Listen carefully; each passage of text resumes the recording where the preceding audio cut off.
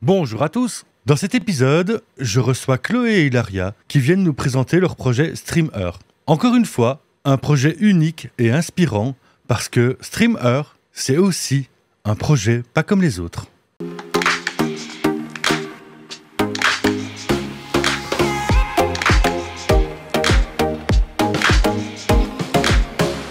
Bonjour Chloé, bonjour Hilaria. Hello. Bonjour. Je vous ai invité aujourd'hui pour que vous me parliez de votre projet Streamer. En quelques mots, on reviendra dessus après. C'est quoi Streamer ? Streamer, c'est donc la communauté d'entraide et de mise en avant des femmes et des minorités de genre dans le monde du streaming. Donc, ce qu'on fait avec Streamer, c'est que on essaye au maximum de justement promouvoir les contenus diffusés en direct sur Internet, puisque le streaming, c'est ça, si jamais les personnes qui nous écoutent ne connaîtraient pas le streaming. Donc, c'est vraiment diffuser du contenu en direct sur Internet, notamment sur Twitch. Mais il y a aussi d'autres plateformes. Enfin, vraiment, c'est tout le contenu en direct. Et donc, nous, on s'est rendu compte que quand on regardait du streaming, c'était toujours les mêmes personnes qui étaient mises en avant, etc. Donc, on a voulu essayer de pallier à ça en faisant tout un tas de choses. On va expliquer ça après. Et aussi, on s'est rendu compte que parfois, c'était très compliqué de recevoir de l'aide pour se lancer dans ce milieu, pour avoir les ressources nécessaires. Donc, c'est pour ça qu'on a créé Streamer, pour combiner ces deux aspects-là. Donc, voilà. Ouais, non, t'as bien résumé tout ce qu'on fait. On veut vraiment avoir plus de rôles, de rôles modèles atteignables et diversifiés dans le stream. Parce que c'est vrai qu'on a toujours en tête un peu les mêmes personnes. Et donc, c'est aussi un peu pour mettre en avant tout contenu. Donc, c'est vrai que quand on pense streaming, on pense jeux vidéo. Mais là, on veut vraiment promouvoir tout type de contenu. Ça peut être de l'art, ça peut être de la musique, du voyage, enfin n'importe quoi, tant que c'est du streaming, donc de la diffusion de vidéos en direct. Et voilà, on fait plein de trucs. On a un serveur Discord, donc un espèce de forum en ligne pour les personnes qui ne connaîtraient peut-être pas, un peu comme Slack, où on a plus de 1200 membres. Donc là, les personnes peuvent s'entraider, poser des questions sur le streaming, se rencontrer, faire des petits lives ensemble. Poser leurs questions, mais aussi si jamais on se retrouve dans une situation un peu délicate, avoir un endroit où on peut en parler. On fait aussi tout ce qui est donc mise en avant, donc on a la streameuse de la semaine, on fait des événements, que ce soit des petits tournois de jeux vidéo, on a fait un concours de déguisement pour Halloween par exemple, on fait des événements caritatifs, donc voilà, où là encore une fois on met en avant ces rôles modèles variés et diversifiés. Et après, tout ce qui est se former aussi au streaming, on donne des formations avec notamment la ville de Bruxelles sur justement comment démarrer le streaming, comment ça fonctionne, parce que c'est vrai que le streaming au final c'est quand même quelque chose de très complet.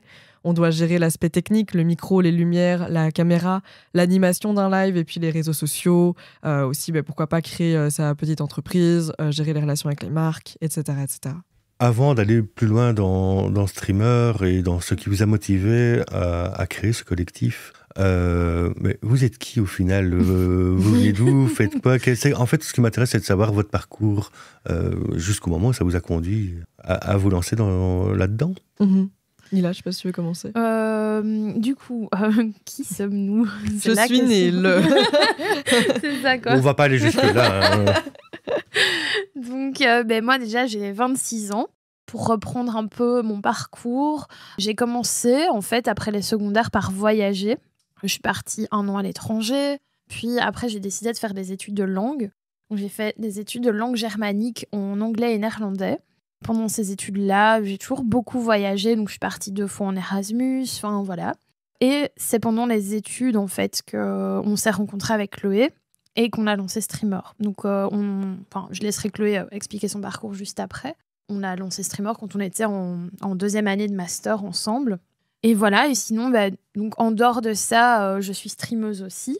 Je stream du jeu vidéo et de l'art sur ma chaîne. En fait, moi, j'aime bien toucher un petit peu à tout. C'est vrai qu'on a toutes les deux, je pense, des profils où on fait plein de choses en même temps. Donc, c'est vrai qu'on a streamer, mais on a aussi d'autres occupations et d'autres métiers à côté. On a plusieurs casquettes, on va dire. Déjà, rien que pour gérer un projet, on a plusieurs casquettes, mais en plus... Enfin voilà, donc moi par exemple j'ai été prof de néerlandais pour adultes en promotion sociale et j'essaye d'allier un petit peu tout ce que j'aime dans la vie et de vivre de toutes ces passions, de toutes ces compétences que j'aime développer. En gros, c'est un petit peu ça mon profil personnel.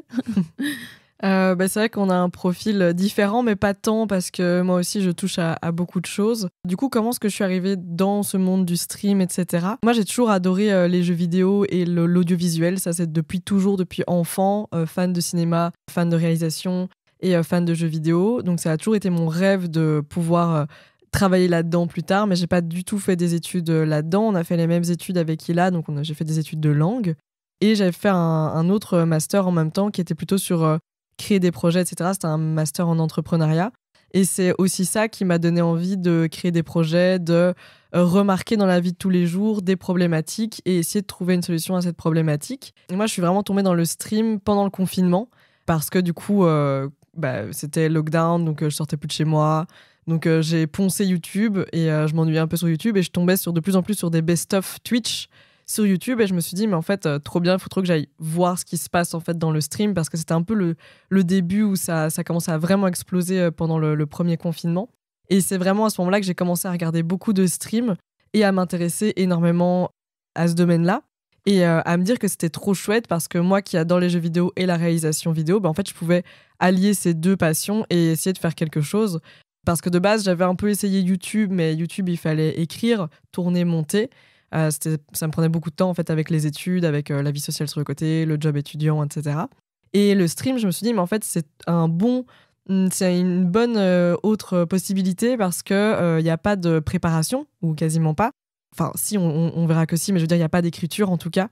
J'ai pas un script, il n'y a pas nécessairement de montage parce que juste, je fais mon live et voilà, donc c'était un peu une facilité aussi. Et donc, premier confinement, je m'étais dit, mais en fait, j'ai plein de temps devant moi, et si je le fais pas maintenant, je le ferai jamais. Donc, j'ai commencé à streamer comme ça, juste pour tester avec un vieux PC pourri, avec sans caméra, et mon micro, c'était un micro d'écouteur. Et c'était juste, pour me lancer, voir un peu comment ça fonctionne. Et après, au fur et à mesure d'essayer et de regarder, j'ai remarqué que c'était tout le temps la même personne qui était mise en avant, donc majoritairement des hommes. Et je m'étais dit, mais je galère à trouver des streameuses, je galère à trouver de la diversité dans le stream. C'est bizarre parce que je me dis, quand même, je faisais des recherches et tout et je trouvais pas. Et j'ai remarqué qu'en fait, il y avait un grand manque de visibilité, un grand manque de représentation dans ce domaine. Et je me suis dit, mais en fait, on pourrait trop faire quelque chose pour améliorer cette situation-là. Et voilà, moi, j'étais beaucoup dans des groupes d'entraide féminine, etc. Quand j'étais à l'université. Donc, des groupes d'étudiantes où c'était vraiment une safe place où on pouvait poser nos questions, etc. Et j'adorais cette ambiance. Et je m'étais dit, mais en fait, ce serait trop bien d'avoir ça, mais pour le stream, d'avoir vraiment un endroit où on peut se retrouver, on peut avoir un peu cette sororité, cette entraide, et aussi un endroit où on peut poser nos questions, parce qu'évidemment, le stream, c'est quand même compliqué, il y a beaucoup d'aspects techniques. Également, c'est très solitaire aussi, parce que les gens autour de nous ne savent peut-être pas ce que c'est, ne savent pas non plus, on ne connaît peut-être pas d'autres gens pour streamer avec nous nécessairement. Donc voilà, c'est parti de là. Puis Hilaria m'a rejoint sur le projet. On s'est fait incuber pendant 1 an à Bicentral, donc à Bruxelles. C'est pour ça qu'on est arrivé à Bruxelles d'ailleurs de base, parce que pendant 1 an, on a été incubé là avec Google, Bruxelles Formation, etc. Et Bicentral pour nous aider à poser les bases du projet et à vraiment se développer à fond. Et c'est là que le projet a vraiment bien pris. Moi, j'ai commencé à streamer tous les jours parce que d'habitude, avant ça, je streamais un peu par-ci par-là. Et à partir de ce moment-là, j'ai commencé à streamer tous les jours et c'est là que ça a commencé à bien prendre et que j'ai pu vraiment être à fond dans le stream. Donc c'est vrai que comme Hilaria disait, on touche à plein de trucs. Moi, je stream le matin, l'après-midi, je m'occupe de streamer et je bosse aussi un peu sur le côté. Le stream, ça m'a ouvert plein de portes. De l'audiovisuel, donc ça, c'est un truc je suis refaite, notamment la télé et aussi le milieu un peu plus pro du jeu vidéo. Donc tout ce qui est, par exemple... Ça, je fais beaucoup, mais tout ce qui est être jury pour des appels à projets de financement de studios belges. Donc, on doit, avec tout le jury, tester des jeux et on discute de, quel jeu est-ce qu'on va financer, etc. etc. Donc, je suis trop refaite parce que j'ai vraiment mes 2 passions qui sont dans ma vie professionnelle et c'est trop bien. Mais c'est assez drôle en fait parce que tu viens en partie de répondre à la prochaine question. Pardon. Non, mais c'est pas un problème. Loin de là, j'allais vous demander, mais du coup, streameuse, c'est votre métier ou c'est une partie de votre métier? Visiblement, toi, Chloé, c'est une partie parmi plein de choses dans ton métier, mais toi, Hilaria? Oui, c'est ça, c'est une partie. Donc, c'est vrai que pour l'instant, on ne vit pas de streamer. Moi, alors, en tant que streameuse, je n'en vis pas du tout. C'est vrai qu'en fait, je me suis lancée dans le streaming quand on avait déjà lancé Streamer. Donc, moi, j'ai décidé de vraiment lancer le projet avec Chloé pour les valeurs que portait le projet, etc. Et parce que, enfin voilà, moi j'ai toujours aussi été dans cette culture. Le streaming, c'est pas mal de jeux vidéo, mine de rien. Donc, toujours quelque chose qui m'a attirée. J'ai toujours joué aussi. Enfin, donc voilà, ça a été en fait assez logique qu'on s'associe à deux pour lancer Streamer. Mais c'est vrai que c'était beaucoup moins logique que je devienne streameuse parce que je m'y voyais pas spécialement au début. Voilà, j'avais peut-être pas la confiance, etc. Enfin, je trouve que mine de rien, se lancer dans le streaming, c'est ça aussi, c'est oser parler seul au début, etc., comme on disait, et je pense que c'est important de le souligner. C'est un vrai travail, c'est pas mal de choses à faire et à savoir, donc bref, au début, voilà, je ne m'y voyais pas spécialement, et puis j'ai décidé de me lancer. Maintenant, j'adore ça, évidemment. Je prends énormément de plaisir à streamer sur ma chaîne, mais effectivement, je n'en vis malheureusement pas du tout. Je suis quand même au début de la création de ma chaîne, dans le sens où j'ai pris du temps à vraiment avoir un rythme plus ou moins régulier. Ça fait seulement quelques mois que j'ai mon programme donc, où je stream maintenant plus le soir. Ça n'a pas du tout été le cas. Ça fait vraiment seulement quelques mois que c'est le cas. Enfin bon, bref. Donc, je n'en vis pas. Par contre, oui, c'est ça, streamer, donc on donne des formations. Donc, notamment, c'est principalement ça qui nous permet aussi de faire perdurer le projet. Et moi, voilà, ici, en ce moment même, je suis sur le point de commencer aussi un nouveau projet professionnel qui allie un petit peu plein de choses, qui allie aussi bien ce côté enseignement que j'aime bien, le côté coaching. Je peux pas me prononcer évidemment sur le poste, etc. Mais voilà, en tout cas, ça m'a aussi... Streamer m'apporte énormément dans le sens où, en fait, c'est vrai qu'on est sorti de l'UNIF, on a tout de suite fait ça, on a donc appris plein de choses sur le tas. Et depuis maintenant, en fait, ça fait combien ? Ça fait 2 ans et demi maintenant. Et c'est là qu'on se rend compte qu'on a appris aussi ce qu'on aime faire. Et on a déjà acquis des compétences sur certaines choses, etc. Et donc moi, réflexion par rapport à tout ça, je me suis rendu compte, ok, je pense que j'ai envie d'allier streamer et ce fameux post que je tease, que je partagerai bientôt, j'espère. Voilà, en gros. De là, d'où ça vient ce nouveau projet aussi. Mais ouais, c'est ça, streamer et plus nos trucs personnels. Comme Chloé disait, on est assez différents tout en étant finalement assez compatibles en termes de travail aussi. Je pense qu'on a vraiment des compétences qui matchent entre elles et qui nous permettent d'avoir une vision différente sur notre projet et de s'occuper de choses différentes aussi. Donc voilà. Pareil pour du coup vivre du streaming. Moi, j'en vis, mais je veux dire, c'est tout mis bout à bout qui fait que j'en vis. Et quand je dis j'en vis, c'est je paye mes factures. Ce qui est déjà énorme de pouvoir me dire qu'après... du coup, moi, j'ai commencé à streamer tous les jours il y a 1 an, plus ou moins. Donc, en 1 an, d'avoir pu réussir à payer mes factures avec le monde du stream, ça, c'est quand même fou. Mais c'est vrai que juste ma chaîne, c'est une part de mes revenus, ça, c'est sûr. Mais c'est quand même pas du tout ce qui me permettrait de tout payer non plus. On a notamment avec StreamEarth, quand on parlait des formations, les formations sont gratuites, évidemment, tout ce qu'on propose est gratuit, mais on est parfois financé, ce qui permet en fait de nous verser un salaire. Donc c'est dans ces cas-là. Et sinon, oui, moi c'est aussi quand je travaille soit à la télé, soit pour un jury de jeux vidéo qui me permet d'allier tout bout à bout. Après, je suis hyper contente, c'est que j'ai l'impression que le streaming est aussi de plus en plus reconnu aux yeux des marques, etc., qui font de plus en plus confiance. Je ne l'ai pas encore annoncé, mais je pense que quand le podcast sera annoncé, ce sera out. Mais j'ai une marque qui m'a signé pour 1 an. Donc ça, c'est vraiment trop cool parce que c'est un revenu fixe pendant 1 an dans le streaming. C'est quelque chose qui se fait très peu. Et de dire qu'une marque fait confiance aux créateurs et créatrices de contenu dans le milieu du stream, c'est aussi chouette parce qu'on se dit que si des grosses marques commencent à le faire, il va y avoir un peu plus de confiance, plus de reconnaissance aussi du boulot qu'il y a derrière.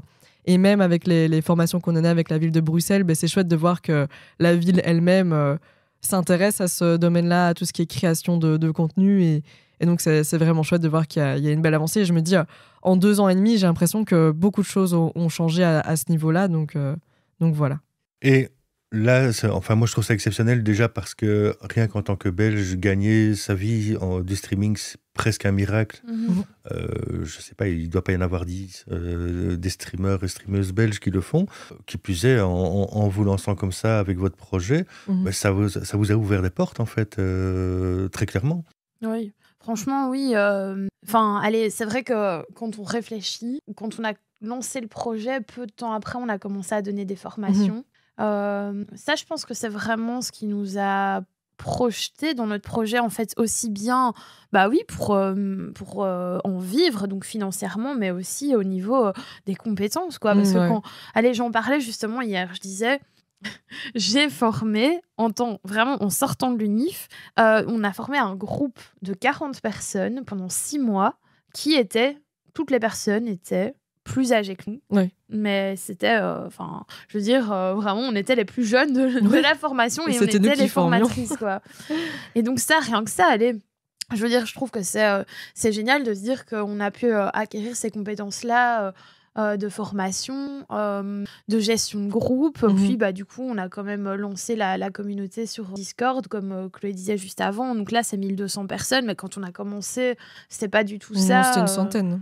C'est ça, c'est une centaine de personnes. Donc maintenant, 1200 personnes, mais il y a pas mal de choses à gérer autour de ça. De la modération, évidemment, on a une équipe de modération qui est incroyable derrière. Mais bon, oui, c'est ça. Enfin, plein de compétences qu'en fait, on n'aurait peut-être pas acquis. Enfin, c'est sûr, en fait, ce que je dis, c'est vraiment sûr qu'on n'aurait pas acquis ces compétences-là comme ça, quoi. Je veux dire, c'est tellement, tellement de choses à faire différentes. Et aussi, ouais, apprendre à parler correctement, à dire ses idées, comme on fait maintenant, sur des podcasts, des interviews, des choses comme ça. Enfin, vraiment, waouh, Ouais. Je me dis, c'est vrai qu'on a eu plein d'opportunités et que ça nous a tellement permis de nous connaître aussi. Ouais, c'est vrai qu'on a eu plein d'opportunités. Et je pense aussi que c'est une chance d'être en Belgique pour ça. Ouais. C'est que le milieu du streaming, c'est déjà une niche. Quand on regarde la France, mais en France, ils sont déjà beaucoup plus développés. Mais alors en Belgique, on est au tout début du streaming. Et en fait, c'est un gros avantage d'être là dès le début parce qu'on a eu des opportunités, des belles opportunités très vite. Et ça nous a permis en fait de grandir aussi énormément. Je pense aussi au fait de la RTBF avec qui on travaille beaucoup pour l'Open Stream Heure. Donc c'est un de nos projets où chaque dernier mercredi du mois, il y a une streameuse de Stream Heure qui a accès en fait au local streaming de la RTBF toute une après-midi. Donc elles peuvent proposer un contenu qu'elles souhaitent pendant toute l'après-midi avec un setup hyper pro, micro radio, etc., etc. Plus elles ont aussi un shooting avec un photographe ou une photographe professionnelle. Et le tournage d'une petite vidéo qui sera aussi repartagée par la RTBF XP. Donc c'est un beau projet.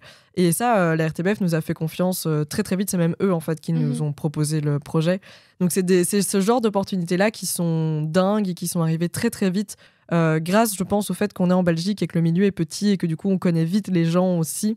Donc ouais, les portes se sont ouvertes et je pense que le fait d'être en Belgique, ça a beaucoup aidé parce que comme tu le disais, il y a très peu de personnes qui vivent du streaming en Belgique. Je pense qu'on n'est pas 10 à en vivre et les personnes qui en vivent peut-être très bien sont sûrement parties autre part. Donc voilà, c'est aussi ce que j'aime beaucoup, c'est que les portes se sont ouvertes, mais j'ai l'impression qu'on crée aussi nos propres portes parce que moi, je souhaite vraiment rester en Belgique pour justement créer ces opportunités, pour vraiment créer un réel écosystème en fait à travers le streaming en Belgique, parce que c'est vrai que parfois il y a des talents, je pense surtout en e-sport pour le coup, des talents qui vont se faire signer en France directement parce qu'il n'y a pas nécessairement d'opportunités ici en Belgique, et je me dis mais j'ai pas envie que ça arrive pour la Belgique, j'ai envie que j'ai pas envie que ça arrive pour le streaming, j'ai envie de dire, j'ai vraiment envie que voilà, la Belgique rayonne aussi dans ce domaine, et je me dis avec les gens qui nous tendent la main, etc., il y a vraiment moyen de créer un chouette truc, et puis on a plein de talents dans le stream en Belgique, donc il faut en profiter aussi. Tu parlais justement de RTBF XP. Quelque part, c'est aussi une chance le fait qu'il y ait une chaîne de télé qui a embrayé tardivement au niveau du stream et des nouvelles technologies. Mais quelque part, ça permet aussi que ça se lance plus facilement. Ne pas faire comme la France où il y a M6 qui a débarqué avec le collectif Golden Moustache et qui avait à peu près tout trusté sur YouTube à ce moment-là, si ce n'est ou l'équivalent de Webedia aussi, ou pareil, où tu as les grosses chaînes qui sont arrivées et qui ont mis de côté la plupart des YouTubeurs, à part ceux qui sortaient du lot. Et le fait qu'en Belgique, ça se soit lancé un peu plus tard, quelque part, ça permet aussi que des talents puissent encore émerger, dont vous. Mais en tout cas, moi, c'est comme ça que je le vis. Oui, je suis d'accord. Et même si j'aime beaucoup être critique envers la RTBF, mais je suis critique envers eux parce que je les aime beaucoup. Donc, c'est le paradoxe que j'ai avec eux. Mais donc, voilà, quelque part, vous avez cette chance aussi, en se lançant maintenant, que c'est encore possible. Alors que, soyons clairs, se lancer en France maintenant comme streamer, c'est pratiquement être voué au fait de rester dans les petits, à moins d'un coup pour voir émerger, ce qui est quand même relativement rare, puisque j'ai quand même l'impression que sur la France, depuis 2017, en fait, ce sont toujours les mêmes qu'on voit. En fait, c'est très compliqué parce qu'effectivement, sur Twitch, les vues amènent les vues. Donc, plus on a de monde, plus les gens vont être attirés d'aller sur les grandes chaînes. Et en fait, du coup, c'est un peu le serpent qui se mord la queue parce que les petits restent petits, les moyens restent moyens et les grands restent grands. Mais je pense qu'on est aussi dans un milieu qui évolue très très vite. Et je pense que c'est aussi d'un côté un peu motivant de toujours devoir un peu trouver un concept qui va se différencier des autres. Il y a des gens qui ont totalement percé sur Twitch il n'y a pas si longtemps parce qu'ils avaient un projet hyper innovant et qui sortait un petit peu des sentiers battus. C'est ça qui a fait qu'ils sont devenus connus. Mais je pense aussi, maintenant, on a tellement d'outils et c'est aussi utiliser tous les outils qui sont à notre portée, en fait. On a Twitch pour streamer, mais on a aussi TikTok qui a un algorithme tellement puissant qui permet justement imaginons si on a un concept hyper innovant sur Twitch mais qu'on n'a pas nécessairement de vues sur Twitch, TikTok ça peut typiquement être un bon outil pour montrer regardez, moi j'ai un projet trop innovant, je fais ça, c'est trop marrant et tout, et les gens vont plus le voir facilement sur TikTok et se dire mais c'est trop bien, cette personne fait ça sur Twitch, et du coup d'aller voir à part après. Donc je pense que c'est aussi vraiment réussir à utiliser un peu tous les outils qui arrivent. Et il y a tellement de choses nouvelles tout le temps. Je parle de TikTok, mais je veux dire, il y a aussi les Instagram Reels. Il y a aussi Blue Sky qui est sorti il n'y a pas très longtemps, qui est donc le nouveau Twitter, entre guillemets, par les anciens de Twitter, justement. C'est aussi un peu essayer de suivre toutes les nouveautés et de réussir à se faire une place sur un de ces réseaux-là et de se faire entendre. Et je pense aussi, mine de rien, sortir du lot. Parce que c'est vrai que je pense qu'il y a tellement de gens qui streament et qui font... Peut-être qu'il y a beaucoup de contenus qui se ressemblent. Après, c'est très cool parce que streamer, ça ne doit pas nécessairement non plus être la course à faire des vues. Ça peut simplement être avec des potes et faire ça parce qu'on aime. Mais voilà, je pense que... Ouais, utiliser tous les outils, on est dans un moment assez intéressant. Donc, je pense pas qu'on est voué à ne pas percer en commençant aujourd'hui. Mais c'est vrai qu'il y a de plus en plus de monde, donc de plus en plus de concurrence. Mais il faut jouer avec plein de choses. Il faut jouer avec les concepts, il faut jouer avec les horaires aussi, les plateformes. Maintenant, sur Twitch, on n'est plus en exclusivité. Donc, on peut totalement aller sur YouTube, sur TikTok, sur Insta, même sur LinkedIn. Sur X, maintenant, on peut streamer aussi. Donc, c'est vraiment essayer de jouer un petit peu avec tous les outils qu'on a à notre portée. Après, c'est que mon avis, évidemment. Non, mais c'est vrai. Après, être soi-même aussi, je trouve que c'est super important. Parce qu'en fait, ça paraît bête à dire être soi-même, mais en fait, c'est super dur, je trouve, d'être 100% soi-même. Quand on sait qu'on est regardé, même par deux personnes, quand on sait qu'on est en direct. Et pourtant, je pense que c'est vraiment ça qui peut faire la différence. Parce qu'à partir du moment où on est soi-même, on va attirer des personnes qui nous ressemblent ou qui, en tout cas, sont sensibles à notre manière d'être, etc. Et donc, ça, je pense que c'est vraiment quelque chose qui est vrai dans tout. Mais... dans le streaming, c'est tellement plus spontané, c'est du direct, quoi, que c'est encore différent. Je trouve que vraiment, c'est très important. Et je dis ça, mais c'est encore un challenge, par exemple, pour moi-même, d'être 100% moi-même sur mes lives. Donc, c'est vraiment, je trouve que c'est pas évident d'être comme on est dans la vie de tous les jours.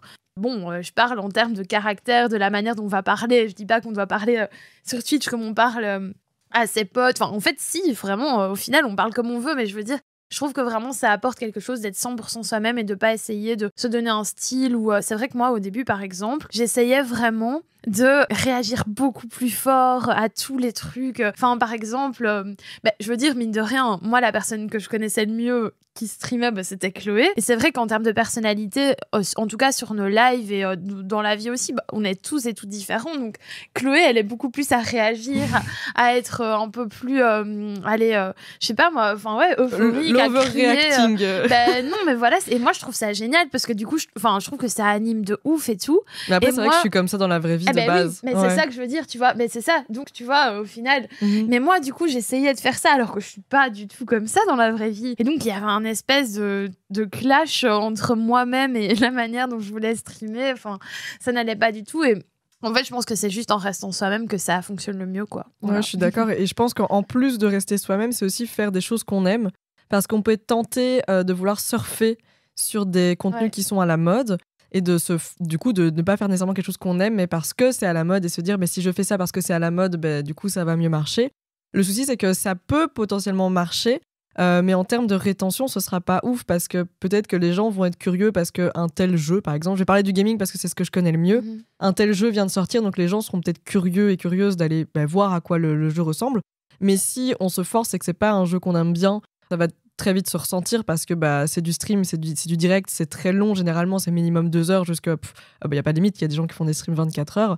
Donc c'est très dur de cacher si on n'aime pas quelque chose, évidemment, donc ça va se ressentir. Et si cette frustration se ressent, les gens seront peut-être pas amenés à revenir parce que les gens vont se dire « Ah, mais cette personne, j'ai été la voir, mais ça se voit que ça lui plaît pas, qu'elle se force, etc. » Donc je pense que faire quelque chose qui nous plaît, c'est important aussi à prendre en compte. Alors déjà, je vous rassure, puisque je vous ai là juste en face de moi, et vous êtes tel que je vous vois sur les streams. Ouf. Je suis peut-être plus calme en vrai qu'en stream, mais... Oh, écoute, la barre son de la table ici dit le contraire. Ah, donc,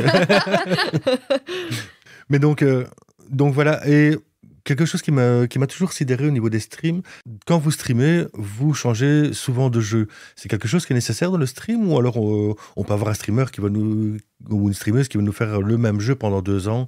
En fait, c'est une question qui est hyper intéressante. Il n'y a pas vraiment de réponse miracle, parce que sinon tout le monde ferait ça s'il y avait une réponse miracle.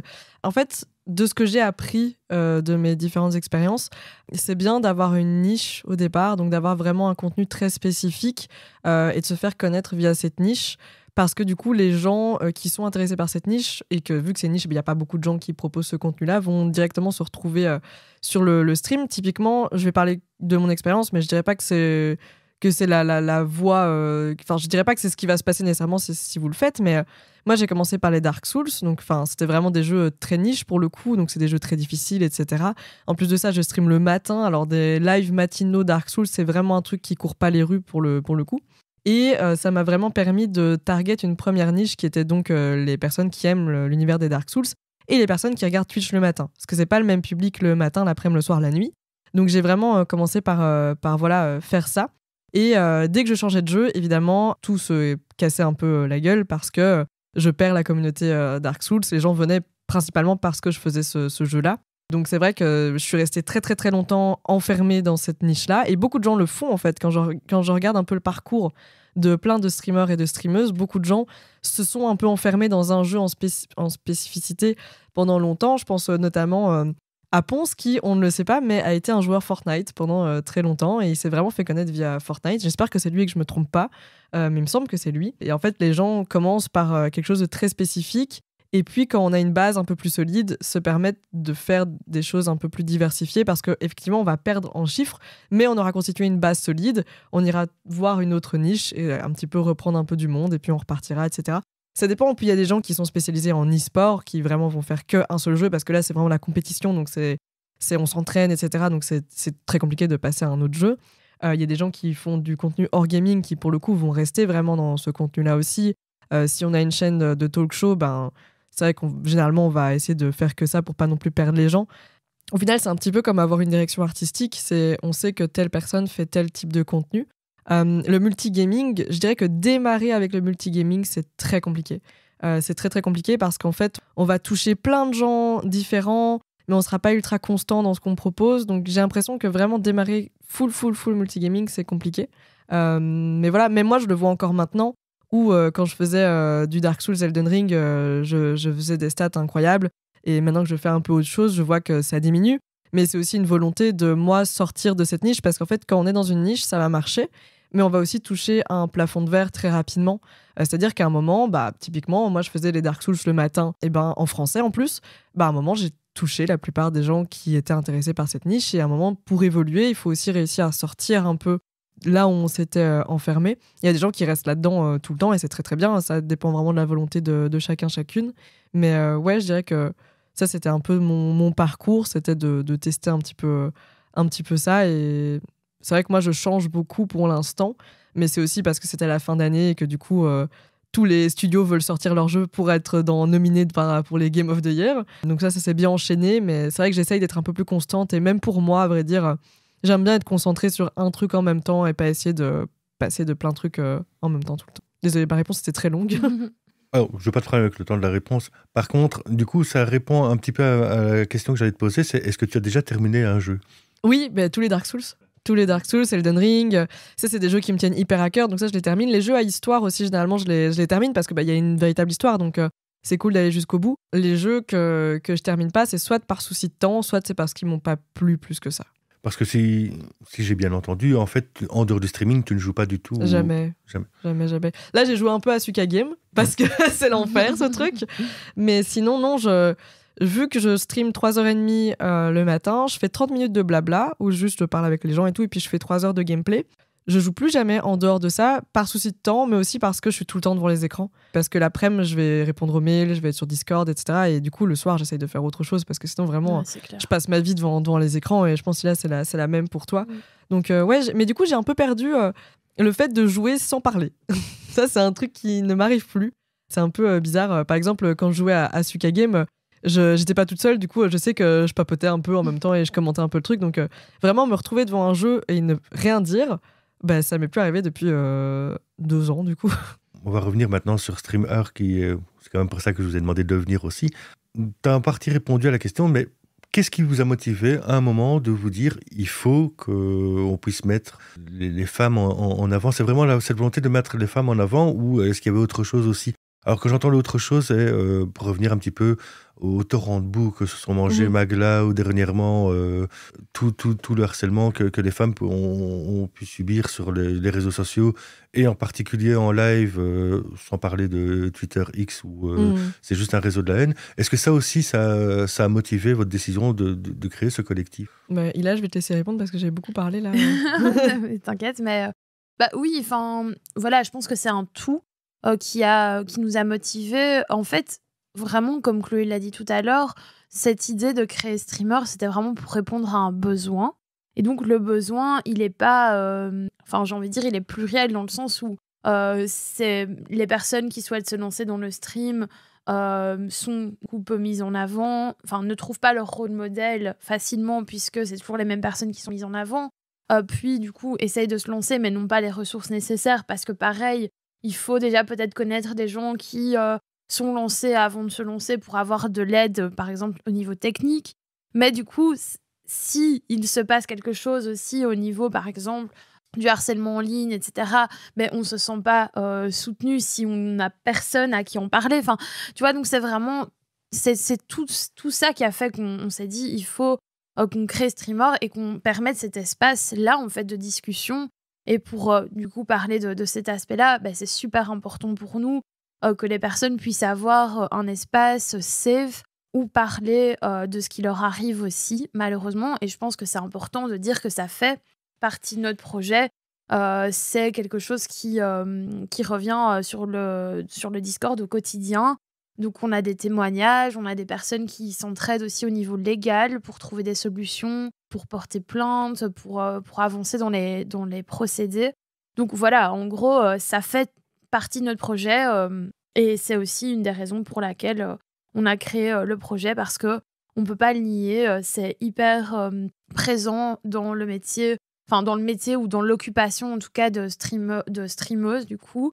Et le streaming permet aussi malheureusement une certaine agressivité. Je veux dire, voilà, c'est du direct. Donc les gens qui décident de nuire vont avoir une facilité aussi pour le faire directement, parce qu'on va avoir la réponse de la personne en direct, on va voir à quel point ça touche la personne, etc. Donc je trouve que, voilà, évidemment, on sait que le harcèlement, le cyberharcèlement est vraiment présent partout, mais dans le milieu du streaming, c'est une manière encore différente de l'aborder, et il faut s'armer aussi pour pouvoir répondre ou pas, en tout cas répondre, je veux dire, pas spécialement vocalement, mais répondre d'une manière ou d'une autre à ces attaques-là, trouver des solutions, puisque c'est quand même du direct, quoi.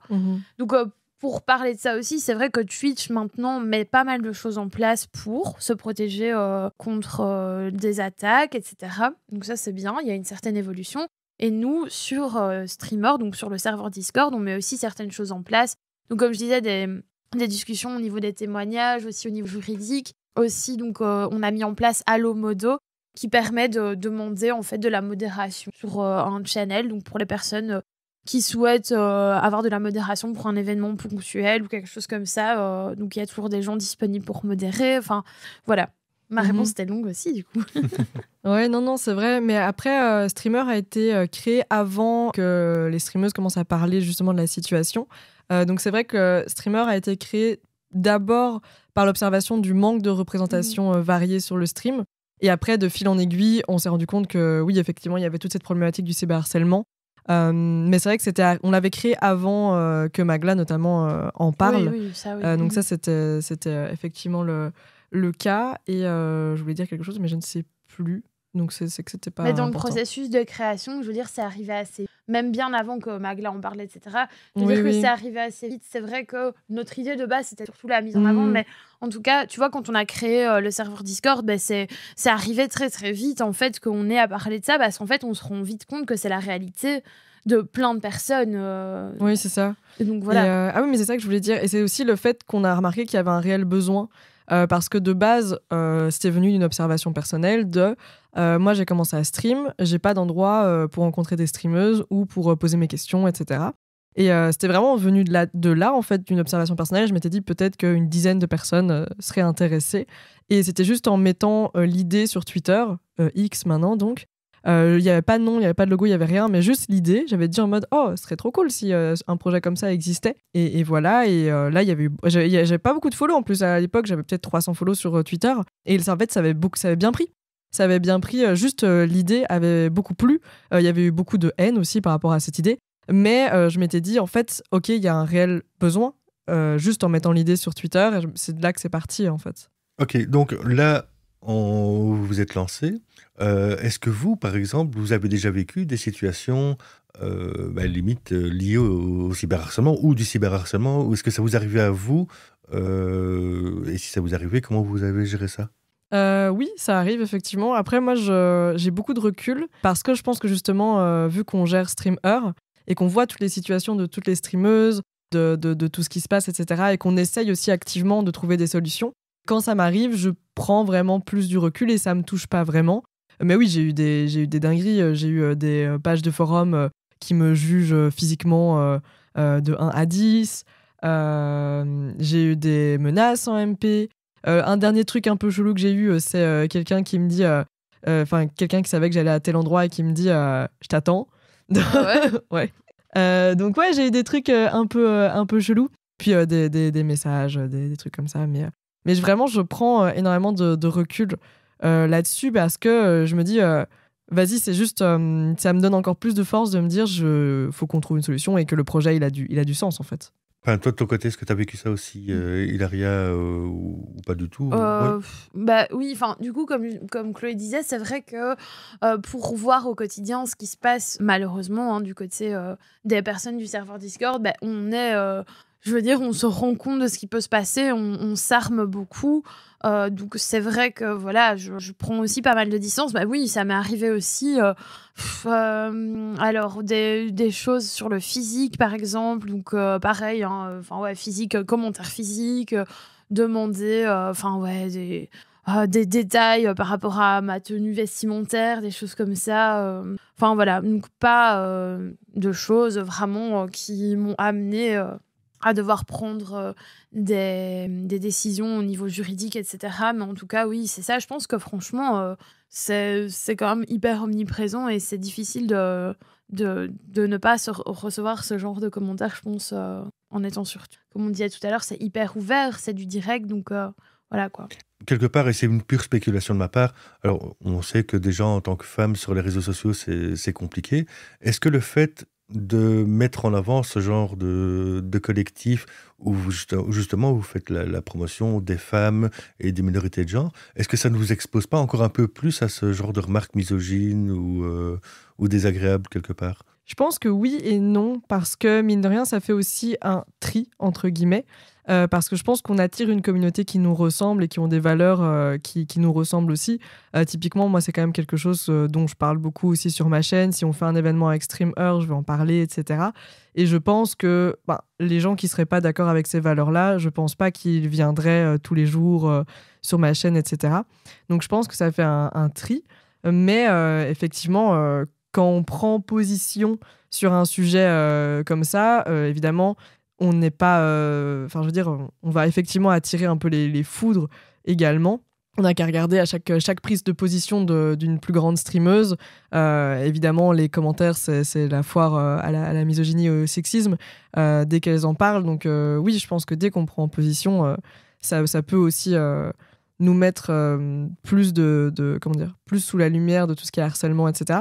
Mais pour moi, c'est quand même hyper important d'en parler. Donc, et puis on n'aurait pas un projet comme ça si on... Non, mais je voulais pas motiver. D'ailleurs, c'est grâce à votre projet que je vous ai connu. Puisque moi, j'ai fait le chemin dans le sens inverse, où à la base, après l'accident au GP Explorer 2, je me suis dit que il faut quand même que cette fois-ci, je puisse aussi traiter le sujet, puisque moi, dans les animations que je fais avec mes jeunes, ça en fait partie intégrante, en fait. Mais j'avais envie de trouver justement des filles qui pourraient en parler. Et à la base, j'ai commencé à rechercher ce qui existait en Belgique à ce niveau-là. Alors, je connaissais les Witch Games, puisque Sigrid et Chloé, une était en formation avec moi, l'autre était ma GM sur World of Warcraft il y a 10 ans. Donc, je les ai connus comme ça. Mais je me disais, mais est-ce qu'il existe quelque chose au niveau du stream? Et c'est comme ça que je suis tombé sur Streamer. Donc, j'ai cherché Chloé. Par pur hasard, je suis tombé sur le stream le matin. Et je me suis dit, oui, justement, là, il faut en parler. Là, et vous êtes là. Donc, c'est justement parce que ça me tenait à cœur. Et j'ai bien pris mon temps, parce que j'ai quand même pris près d'un mois et demi avant de réellement vous inviter à venir. Mais pour moi, c'était vraiment important. Et ce que vous faites, en fait, moi, je trouve ça génial. Donc, et merci de le faire parce que sans des filles comme vous, en fait, ça va être l'enfer. Quand on voit ce qui se passe, par exemple, là, je vais revenir sur la France. Pour l'instant, il n'y a pas d'équivalent. D'ailleurs, si j'ai bien compris, il y a énormément de Françaises qui vous ont rejoint aussi. Oui, bien sûr. Streamer est francophone.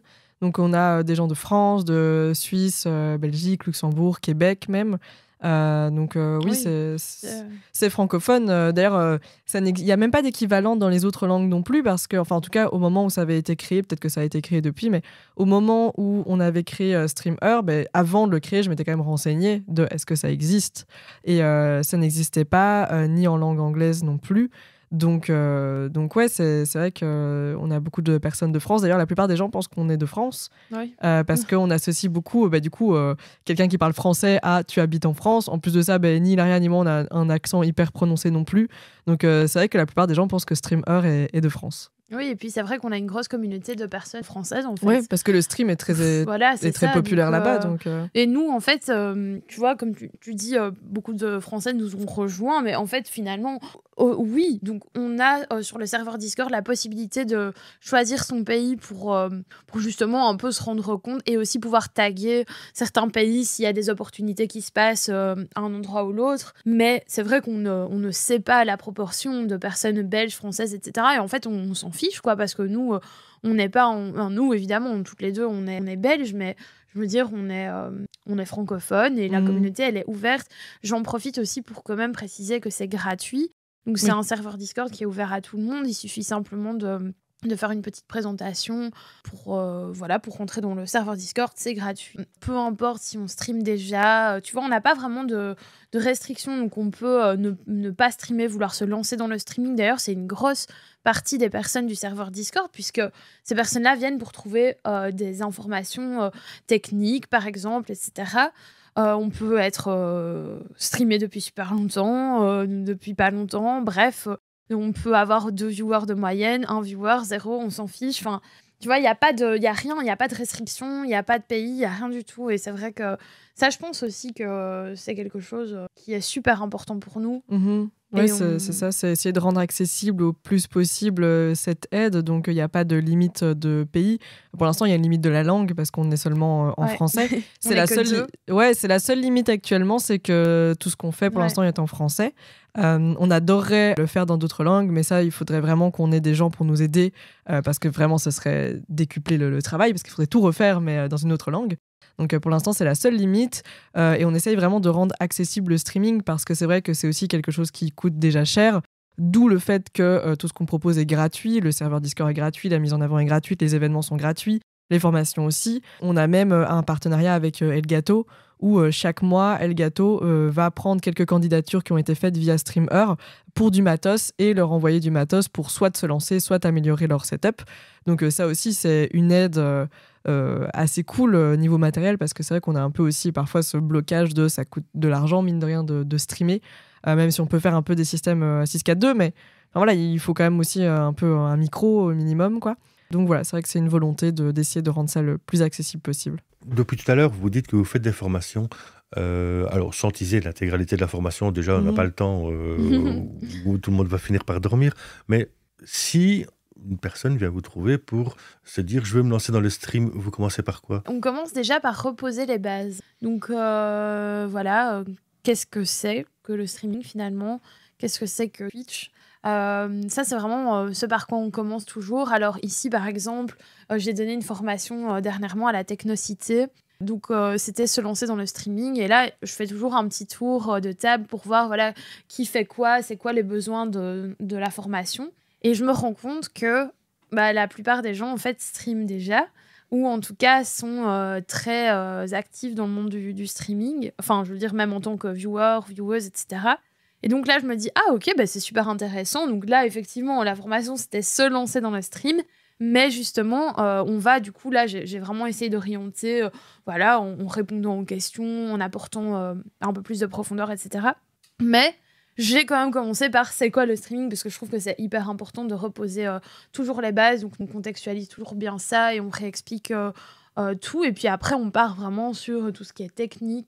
Mais en fait, ce qui est technique, c'est vraiment c'est énorme. Parce qu'il n'y a pas que le matériel, en fait, au niveau technique. Il y a aussi les bots qu'on peut mettre en place, les commandes, la gestion du stream sur le site Twitch, puis la gestion sur, par exemple, un logiciel de streaming comme OBS ou Streamlabs.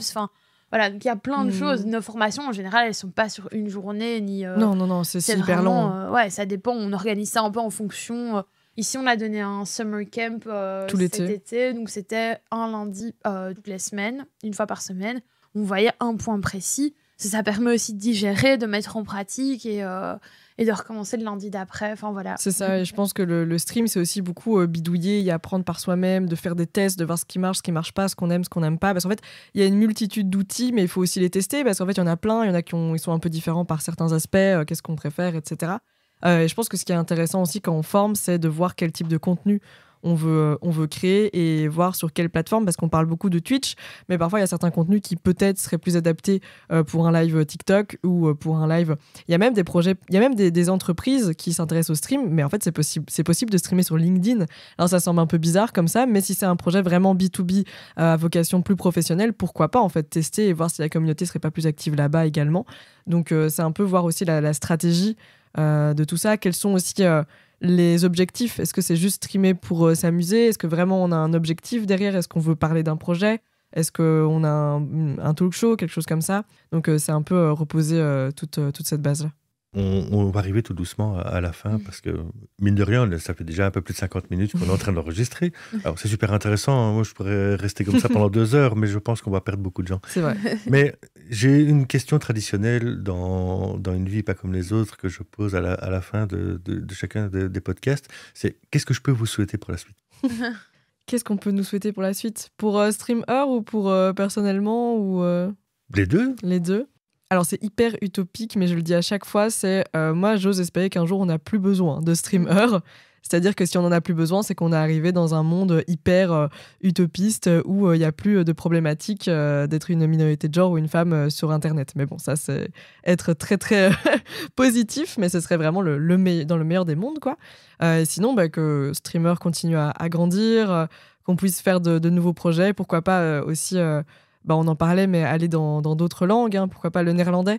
Vu qu'on est en Belgique, ce serait vraiment très chouette de pouvoir rassembler aussi la communauté néerlandophone qui est très présente aussi dans le stream et que moi je connais moins parce que je parle pas la langue, mais voilà, ça serait cool. Et au niveau perso, que ça continue comme ça, franchement, de toujours faire ce que j'aime et juste de kiffer, quoi. Il a rien ? C'est vrai que pour streamer, pareil que Chloé, évidemment, et c'est vrai que c'est toujours ce qu'on dit, mais c'est vraiment ce qu'on pense, c'est que nous, on fait ce projet pour une raison, enfin pour plusieurs raisons qu'on a citées juste avant, et si toutes ces problématiques-là pouvaient être réglées, nous, notre travail serait fait, donc c'est parfait. Mais le niveau linguistique aussi, c'est super important. Pour moi, je pense qu'on a pu le comprendre un peu pendant ce podcast, de par les études de langue, l'importance de pratiquer les langues, etc. C'est quelque chose qui est hyper présent dans ma vie. Et donc, j'aimerais beaucoup consacrer un peu plus de temps à ça, donc au développement, notamment en néerlandais, en anglais. Mais bon, c'est vrai que pour ça voudrait dire qu'on ait une équipe solide derrière nous, etc. Donc, on ait des fonds pour rémunérer d'autres personnes, etc. Donc, voilà, ce que tu peux nous souhaiter, c'est qu'on ait des fonds pour pouvoir... De ouf. Ouais, de tout cœur, je vous le souhaite. Voilà. Ce serait trop bien. Moi, un de mes rêves, ce serait vraiment d'avoir... des bureaux StreamEur et d'avoir quelques hubs de stream, et les streameuses, elles peuvent venir streamer, elles peuvent venir bosser dans un open space sur leur contenu. Ça, ce serait génial quoi, d'avoir ça. Et puis un rêve encore plus fou, mais ça, ce serait vraiment peut-être un jour, quoi, ce serait une équipe e-sport 100% féminine qui stream aussi. Ce serait hyper cool. Dans une autre vie, peut-être dans un rêve lointain, mais ça peut être très chouette aussi. Mais sinon, ouais, l'idée d'avoir vraiment... un endroit, une espèce d'incubateur comme ça où les gens peuvent venir, ce serait vraiment, vraiment génial. Merci beaucoup. Merci à toi. Merci. Et merci beaucoup d'être venu parce que, comme je l'ai dit au départ, ça me tenait à cœur et je ne suis pas déçu du tout. Oui, merci pour l'invitation. N'hésitez pas à vous abonner, à liker et à commenter si vous avez apprécié ce podcast. N'hésitez pas non plus à le partager. Retrouvez StreamEur, Chloé et Hilaria sur leurs réseaux sociaux en description. Si vous aussi, vous avez quelque chose à raconter, si vous pensez que votre vie ou votre parcours peut être intéressant, ou même si vous voulez présenter un projet, n'hésitez pas à me contacter. Et on se dit à la prochaine. Allez, salut. Salut.